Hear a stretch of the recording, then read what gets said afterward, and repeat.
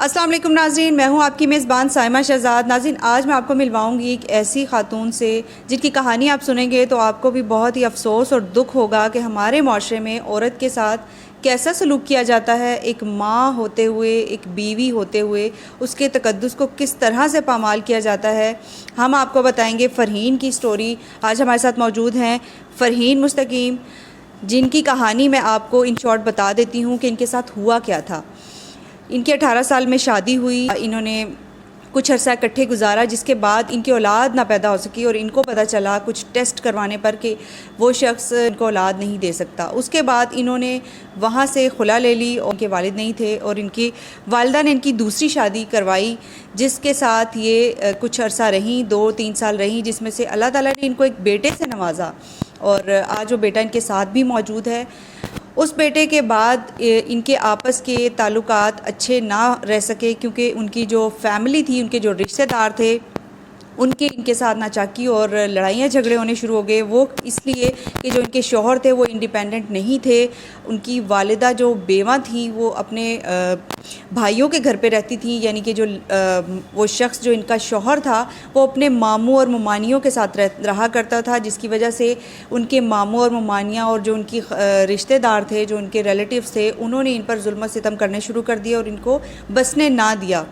وہ شخص ان کے ساتھ ٹھیک تھا، مگر گھر والوں نے ایسا رویہ رکھا، ایسے سلوک ان کے ساتھ کیے، ایسے ظلم ڈھائے کہ جس کی وجہ سے یہ ساتھ نہ رہ سکے۔ اس کے بعد یہ دوبارہ سے اپنے والدہ اور اپنے بھائیوں کے گھر پر آ کر رہنے شروع ہو گئیں۔ جب یہ اپنے والدہ کے پاس آ کے رہنے لگیں تو بھائیوں نے ان کی بیٹے کی کفالت سے اور ان کی کفالت سے انکار کر دیا۔ انہوں نے نوکری کرنا شروع کر دی اور اپنے بیٹے کی کفالت خود کرنا شروع کر دی، بلکہ اپنی ماں کا بھی خرچہ خود اٹھاتی رہیں۔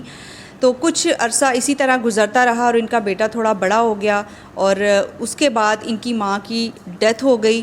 ماں کی وفات کے بعد بھائیوں نے اور بھابھیوں نے ان کو برداشت نہیں کیا اور ان کی زبردستی ایک 70 سالہ شخص سے شادی کرا دی گئی، جو کہ شخص بالکل اس طرح کا تھا کہ وہ عورت کی عزت نہیں کرتا تھا اور ان کو بیچنا چاہتا تھا، کیونکہ وہ خود ایک عیاش قسم کا شخص تھا اور ان کا یہ کہنا ہے کہ ان سے اکثر وہ عجیب و غریب قسم کی فرمائشیں کیا کرتا تھا، ان سے نازیبا قسم کی تصاویر کی فرمائشیں کیا کرتا تھا۔ کہ کچھ عرصہ انہوں نے ساتھ گزارا، تقریباً 1-1.5 ماہ اکٹھے رہے۔ اس کے بعد وہ شخص ان کو چھوڑ کر اسپین چلا گیا اور انہوں نے اس کے بعد اس کی فیملی کے ساتھ رہنا شروع کر دیا، لیکن فیملی والوں نے، جو اس شخص کے گھر والے تھے، اس کی بہنیں اور جو اس کے ریلیٹیوز تھے، انہوں نے ان کے ساتھ اچھا سلوک نہیں کیا، جس کی وجہ سے یہ وہاں سے آ گئیں۔ اور اب آپ کو یہ بتاتے چلیں کہ یہ اس شخص کے بچے کی ماں بننے والی ہیں، لیکن وہ شخص ان کو اب 1-1.5 ماہ سے بالکل ان کے ساتھ کانٹیکٹ میں نہیں ہے، ان کو کوئی خرچہ نہیں دے رہا اور یہ کس طرح سے بھوکے پیٹ گزارا کر رہی ہیں اور کہاں پر رہ رہی ہیں، کس طرح سے سروائیو کر رہی ہیں۔ بات کرتے ہیں فرحین سے اور ان سے پوچھتے ہیں کہ ان کے ساتھ کیا کیا کچھ ہوا۔ السلام علیکم فرحین۔ وعلیکم السلام۔ کیسی ہیں آپ؟ جی ٹھیک ہوں۔ فرحین، مجھے یہ بتائیں کہ سب سے پہلے آپ کی جب شادی ہوئی تھی تو آپ کا اس شخص کے ساتھ ریلیشن شپ کیسا تھا؟ چونکہ آپ نے بتایا کہ تیسری شادی تھی میری اس شخص کے ساتھ، تو پہلے آپ کے ساتھ کیا ہوا تھا؟ پہلے تو میں یعنی کہ مجھے پتہ نہیں تھا کہ مرد کیسے ہوتے ہیں، تو 3 سال یعنی کہ میں نے اس کے ساتھ گزار دیا، یعنی کہ پھر مجھے ڈاکٹروں سے پتہ چلا کہ یہ مرد بالکل آپ کے قابل نہیں ہے، اس کے ساتھ نہ رہیں۔ تب میں نے جا کے پھر میری فرینڈ نے بھی سمجھایا کہ اس کے پیچھے کچھ بھی نہیں ہے، تو آپ یعنی کہ اس سے خلا لے لیں۔ پھر میں نے وہ قدم اٹھایا، اپنی امی کو بتایا، پھر امی نے بھی وہ ایکشن لیا، پھر میں نے اس سے خلا لی۔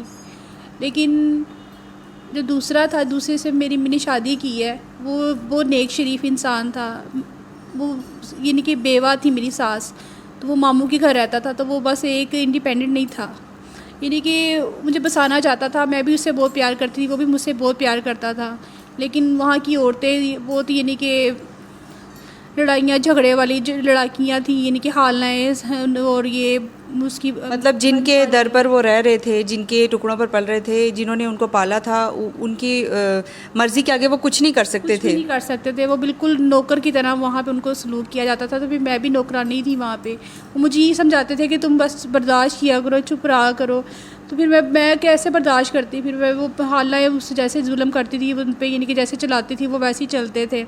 ابھی تک وہ ایسی یعنی کہ نوکر ہی ہیں، یعنی کہ وہ مجھے بسانا چاہتے تھے، لیکن مطلب آپ مجبوراً پھر آپ نے یہ سٹیپ لیا اپنی والدہ کے ساتھ مل کر کے ہم اس کو چھوڑ مطلب اس سے میں کھلا لے لیتی ہوں. تو پھر بیٹے کی کسٹڈی آپ نے کیسے لی؟ بیٹے کی بھی میں نے کسٹڈی میں نے اسے یہ نہیں کہ وہ غریب تھا تو میں نے پھر عدالت سے یہ کہا کہ نا آپ کیا کہتی ہیں آپ یہ بیٹا میرے کسٹڈی میں کر دیں تو میں یہ نہیں کہ خود ہی کر لوں گی تو آپ میرے نام اس کو کر دیں. تو پھر یہ عدالت نے بھی میرے نام بچا کر دیا. میں نے اس سے کوئی پیسہ نہیں لیا. اس کے حالات کا پتہ تھا, مجھے اس پہ ترس آتا تھا, لیکن میں عدالت میں بھی اتنا روئی تھی کہ میری اسے الا ہو گئی. بہت روئی تھی میں. مطلب ان کا بتانے کا جہاں تک مجھے سمجھ آئی ہے کہ اس شخص کے ساتھ ان کے تعلقات اچھے تھے, مطلب معاشرے نے ایسا سلوک کیا کہ یہ اس کے ساتھ نہیں رہ سکی, مجبوراً ان کو اپنا گھر توڑنا پڑا, اس بچے کو باپ سے جدا کرنا پڑا. اس کے بعد پھر جب آپ بھائیوں کی طرف آ گئیں, اپنی ماں کے ساتھ رہنا شروع ہو گئیں, تو آپ کا فیصلہ تھا کہ میں تیسری شادی کروں؟ نہیں, پہلی بات میں دوسرے ہسبینڈ سے طلاق نہیں چاہتی تھی. میں چاہتی تھی کہ علیحدگی ہو جائے تاکہ یہ عورتیں شاید سنور جائیں, شاید میرا شوہر, لیکن وہ غریب تھا, لیکن وہ نہیں پھر وہ کر سکا, مجھے علیحدہ گھر نہیں لے کے دے سکتا تھا. تو جب آپ نے اس سے کھلا لے لی, بیٹا آپ کے پاس آ گیا, پھر آپ نے اس کی کفالت, آپ کے بھائی خرچہ اٹھاتے تھے, کس طرح کرتی تھیں آپ؟ بھائی میری امی کری نہیں, بھائی پیسے بیچتے تھے لیکن امی چھپ چھپ کے یعنی کہ خرچہ اس کے میرے بیٹے کا کرتی تھیں. امی دل کی مریض تھیں, شوگر کی مریض تھیں. امی نے اپنے نہیں سوچنا لیکن میرے بیٹے کی ہر خواہش پوری کی میری ماں نے. تو اس کے بعد جب آپ مطلب بچے کو پال رہی تھیں تو پھر آپ نے تیسری شادی جب ہوئی تو آپ کی والدہ زندہ تھی؟ تیسری شادی میں جو بھی یہ چھوڑ چکی تھی, گھر پہ یہ نہیں کہ تھی, لیکن میرے اخراجات میری ماں ہی پورے کرتی تھی. جب میری ماں بیمار ہوئی تو یعنی کہ مجھے یہ پھر رشتہ یہ تیسرا آیا. جب میری ماں کو 2 دن مرنے میں تھے تو یہ رشتہ یہ بابے کا میرے لیے آیا. یعنی کہ میری آنٹی کسی اور کے لیے رشتہ لے کے آئی تھی, تو میں نے کہا میرے بھائی تو مجھے بھی نہیں پالیں گے, تو میں نے پھر ان سے کہا کہ یہ میری شادی اس بابے سے کروا دے. میں نے مجبوراً ایک گھر کی خاطر یہ شادی کی تھی. مجھے نہیں پتا تھا کہ یہ بابا اتنا عیاش قسم کا نکلے گا, اتنا خطرناک نکلے گا. جب آپ کی امی کی ڈیتھ ہو گئی تو آپ نے پھر یعنی کہ خود سے کہا, بھائیوں نے آپ پہ کوئی زور زبردستی کی تھی کہ تم یہیں پہ شادی کرو؟ ہاں جی, میں نے تو صرف ایک گھر کی خاطر یعنی کہ کہا کہ مجھے ایک چھت مل جائے گی, بابا اسپین چلا جائے گا تو مجھے میرے اپنے بیٹے کے ساتھ میں رہ لوں گی, کیونکہ مجھے کوئی قبول نہیں کر رہا تھا میری ماں کے ہوتے ہوئے, کیونکہ بیٹا ساتھ ہے, کوئی مجھے قبول رشتے نہیں کر رہا تھا. کہ میں نے کہا تھا میرا جائے گا تو میرا بیٹا میرے ساتھ ہی جائے گا, ورنہ میں شادی نہیں کروں گی. تو جب یہ تیسری شادی ہو گئی, آپ نے بیٹے کو ساتھ ہی لے گئیں, اس نے قبول کیا تھا آپ کے بیٹے کو؟ اس نے قبول تو کیا تھا, لیکن اس نے سب جھوٹ بولا تھا کہ میں یہ اس بچوں کو اچھے سے اسکول میں پڑھاؤں گا, یہ کروں گا, وہ کروں گا, لیکن اس نے کچھ بھی نہیں کیا. یہ عیاش قسم کا بندہ ہے. اور تقریباً کتنے عرصہ پہلے اس شخص سے آپ کی شادی ہوئی؟ یہ 7 ماہ ہو گئے ہیں. 6 ماہ کا اس کا بیبی ہے, بیٹا ہے یہ. تو ابھی آپ اس کے بچے کی ماں بننے والی ہیں, آپ کو 6 منتھس ہو گئے ہیں, مطلب آلموسٹ آپ کی ڈیلیوری بھی قریب ہے. تو اس شخص سے آپ کا کتنے عرصے سے رابطہ نہیں ہے, آپ کو کب سے خرچہ نہیں بھیج رہا؟ یہ 1 ماہ ہو گیا. اس نے نا اپنے یعنی کہ مجھے نفسیاتی ہاسپٹل میں زبردستی داخل کروا دیا, جبکہ میں سچ بولتی ہوں. تو اس وجہ سے یہ نا بابا کہتا ہے کہ یعنی کہ سچ نہ بولے, اس کی آواز گھٹ جائے. اس نے میرے پیچھے ایمبولینس لگوا دی, پاگل خانے والی لڑکوں مردوں کی یعنی کہ پیچھے لگوا دیا. تو اس نے ایک جو ایمبولینس مجھے لینے آئی تھی, میں نے اس کو ساری اپنی سچائی بتائی. تو اس نے کہا تھا اس نے مجھے داخل کروانا تھا 1 مہینے کے لیے, لیکن اس نے کہا میں آپ کو داخل نہیں کرواؤں گا. وہ کہتا ہے میں آپ کو داخل نہیں کرواؤں گا کیونکہ آپ کی باتوں میں سچائی ہے. آپ بتا رہی تھی کہ یاش قسم کا ہے, کس قسم کی آپ کے ساتھ حرکتیں کرتا تھا؟ آپ کو کب یہ فیل ہوا کہ یہ میرے لیے ٹھیک نہیں ہے؟ مطلب آپ کو کیا کہتا تھا کرنے کو؟ یعنی کہ یہ ساری جب اسپین گیا تو ساری رات اس نے مجھے جگانا, ساری رات اس نے میری یعنی کہ تصویریں لینی, یعنی کہ ویڈیو کال میں نا مجھے میرے کپڑے اتروا دینے, ایسے یہ ویڈیو کال یعنی کہ یہ کر وہ کر, گندی حرکتیں کروانی جو میں نے آج تک کبھی نہیں کی. تو اس نے وہ تصویریں پھر اس نے لینی, پتہ نہیں یہ تصویریں کیا کرتا تھا. ایسا کوئی ہسبینڈ نہیں ہوتا. انتہائی شرمناک بات ہے, آپ کو بتاتے ہوئے بھی یہ مناسب نہیں لگ رہا کہ ایک بیوی سے اس کا شوہر اس طرح کی حرکتیں کروا رہا ہے اور اس سے ویڈیوز بنوا رہا ہے اور نازیبا قسم کی تصاویر اس سے لے رہا ہے. یہ سب کچھ اس عورت نے کیا صرف اور صرف اپنے گھر کو بچانے کے لیے, اپنے بچے کے لیے اور اپنے گھر کے لیے. آپ نے بتایا کہ 5 مہینے سے وہ شخص اسپین ہے اور آپ کو 1-1.5 ماہ سے خرچہ بھی نہیں دے رہا. تو آپ ابھی کس طرح گزارا کر رہی ہیں؟ کیونکہ میں دیکھ رہی ہوں کہ آپ جس گھر میں رہ رہی ہیں یہاں پر نہ کوئی کھانے پینے کا نظام ہے, نہ کوئی یہاں پر پراپر کوئی سیٹ اپ ہے. اتنا گندگی میں اور اس طرح کے ماحول میں, چونکہ آپ پریگننٹ ہیں, اس طرح کی کنڈیشن میں ہیں, تو آپ کیسے اپنا سروائیو کر رہی ہیں, کس طرح رہتی ہیں؟ میری یعنی کہ بھائی تو کچھ خرچہ نہیں بھیج رہے, لیکن میری جو بڑی سسٹر ہیں آسما، وہی مجھے یعنی کہ کھانا بنا کے لے کے آتی ہیں، میڈیسن دیتی ہیں، اور ان کی جو فرینڈ ہے وہ مجھے کھانے بنا کے یعنی کہ کھلاتی ہیں، ان کے گھر جا کے میں روٹی کھاتی ہوں سگے بھائی کے ہوتے ہوئے۔ تو آپ ابھی جس گھر میں رہ رہی ہیں یہ کس کا گھر ہے؟ یہاں پر آپ کو کس نے اجازت دی رہنے کی؟ یہ میری بڑی سسٹر آسما، وہی میری ہیلپ کر رہی ہیں، انہوں نے یہ تالا کھولا ہے، انہوں نے مجھے یہاں پہ رکھا ہے۔ وہ بھی بیچاری دل کی مریض ہے، شوگر ہے، وہ کیا کرے وہ۔ مطلب جو بہنیں ہیں وہ اپنے ہسبینڈ سے ڈر کے چھپ کے اپنی بہن کی ہیلپ کرتی ہیں، اور جو بھائی ہیں ان کو کوئی خبر نہیں کہ ہماری بہن کس حال میں ہے۔ لیکن اب آپ یہ بتائیں کہ آپ کو پتہ چل گیا کہ وہ شخص عیاش ہے، اس قسم کا ہے وہ، کہ آپ اس کے اب بچے کی ماں بھی بننے والی ہیں، تو آپ کیا چاہتی ہیں؟ اس کے ساتھ مزید رہنا چاہتی ہیں؟ نہیں، میں بالکل نہیں رہنا چاہتی۔ جو اپنے سگا بیٹا جو ہونے والا ہے اس کا خرچہ نہیں اٹھا سکتا۔ یہ میڈیسن ہے، دیکھیں یہ کب کی یہ 7 طرح کی میڈیسن ہے، ابھی تک یہ میڈیسن نہیں اتنی میں تکلیف میں ہوں۔ اگر بچے کو کچھ ہو گیا یا مجھے کچھ ہو گیا تو کون ذمہ دار ہے؟ جو اپنے بچے کی حفاظت نہیں کر سکتا تو وہ میری حفاظت کیسے کر سکتا ہے؟ آپ مجھے بتائیں۔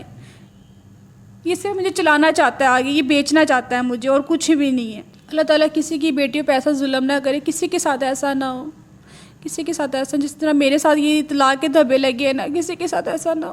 میری تو ماں باپ بھی مر گئے ہیں جو میرا کرتے تھے۔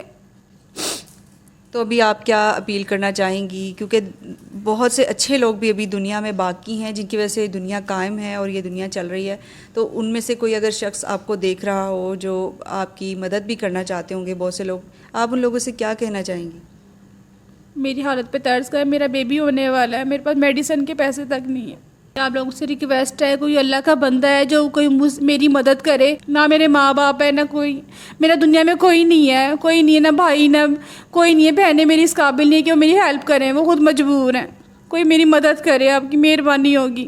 میں راؤ طارق محمود سینئر ایڈوکیٹ صاحب کی بھی شکر گزار ہوں جنہوں نے مشکل حالات میں میرا ساتھ دیا ہے، ان کا بہت بہت شکریہ۔ انہوں نے مجھے حوصلہ دیا ہے کہ مجھے ان کی سٹوری سن کر بہت ہی افسوس ہوا اور دکھ ہوا کہ بھائیوں کے ہوتے ہوئے یہ خاتون جو ہیں دنیا میں لاوارثوں کی طرح در بدر کی ٹھوکریں کھا رہی ہیں۔ بہن نے کس مجبوری کی حالت میں کسی سے پرمیشن لے کے ایک گھر میں انہوں نے اس کو پناہ دی ہوئی ہے، اور کچھ دن ہوئے ان کو یہاں پر۔ اب ان کو نہیں پتہ کہ ان کا اگلا ذریعہ کیا ہوگا، ان کو اگلے وقت کی روٹی کہاں سے ملے گی، کہاں سے نہیں ملے گی۔ یہ ابھی بھی جہاں بیٹھی ہوئی ہیں میرے ساتھ انٹرویو کے لیے، انہوں نے ابھی تک یقین کیجئے کچھ کھایا نہیں ہوا، اور یہ اس کنڈیشن میں ہے کہ ابھی ان کی حالت جو ہے مجھ سے دیکھی نہیں جا رہی تھی۔ تو آپ سب لوگوں سے میری بھی درخواست ہے کہ اگر آپ لوگ دیکھنے والوں میں سے کوئی ایسا رحم دل شخص ہو جو کوئی ایسا انسان ان کی ہیلپ کرنا چاہے، تو میں ان کا نمبر ضرور شیئر کرنا چاہوں گی، آپ ان کی ہیلپ ضرور کیجیے گا۔ اسی طرح پھر آپ سے کسی نئی کہانی کے ساتھ ملیں گے، تب تک کے لیے اپنا خیال رکھیے گا اور مجھے اجازت دیجیے گا۔ اللہ حافظ۔